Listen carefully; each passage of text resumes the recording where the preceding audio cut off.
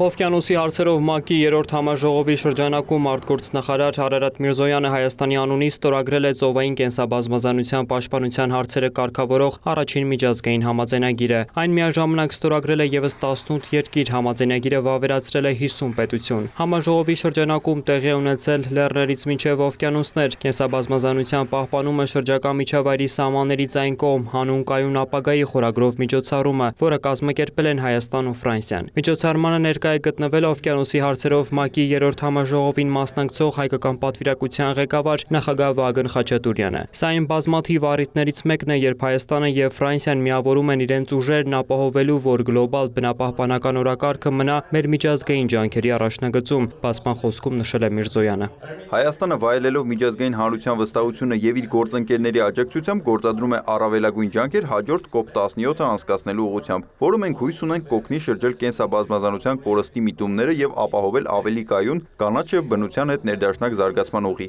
Հայաստանում կայանալիք COP17-ը կհամախմբի կոնվենցիայի կողմերին, կառավարություններին, հանրային եւ մասնավոր շահագրգիռ կողմերին գնահատելու մեր կոլեկտիվ եւ անհատական ձեռքբերումները։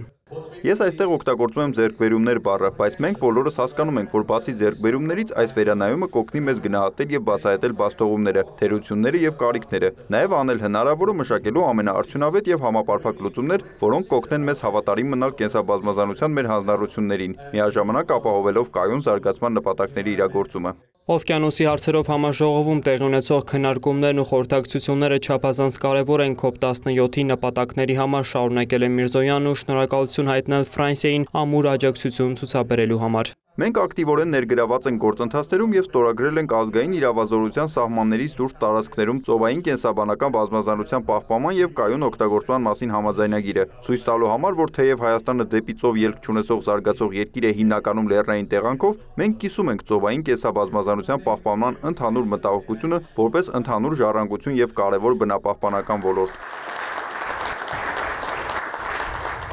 Ելույթին հաջորդել է բարձր մակարդակի պանելային քննարկում, որին մասնակցել են ՄԱԿ-ի կենսաբանական բազմազանության մասին կոնվենցիայի գործադիր քարտուղարը, ՄԱԿ-ի գլխավոր քարտուղարի տեղակալը, Ֆրանսիայի շրջակա միջավայրի դեսպանը։ Արտգործնախարար Արարատ Միրզոյանը հանդիպել է ատոմային էներգիայի միջազգային գործակալության գլխավոր տնօրեն Ռաֆայել Մարիանո Գրոսի հետ Նիցայում ընթացող համաժողովի շրջանակում։ Նրանք քննարկել են միջուկային էներգիայի անվտանգ օգտագործման ուղղված աշխատանքը։ Անդրադարձ է եղել ատոմային էներգիայի ոլորտում Հայաստանի կառավարության առաջնահերթություններին եւ միջազգային գործակցությանը։ Միրզոյանը եւ Գրոսին անդրադարձել են նաեւ տարածաշրջանային զարգացումներին։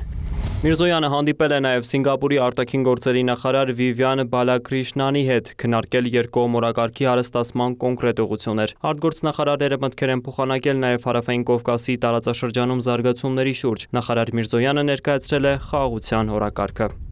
Վոլոդիա Մուշեղյան, լուրեր։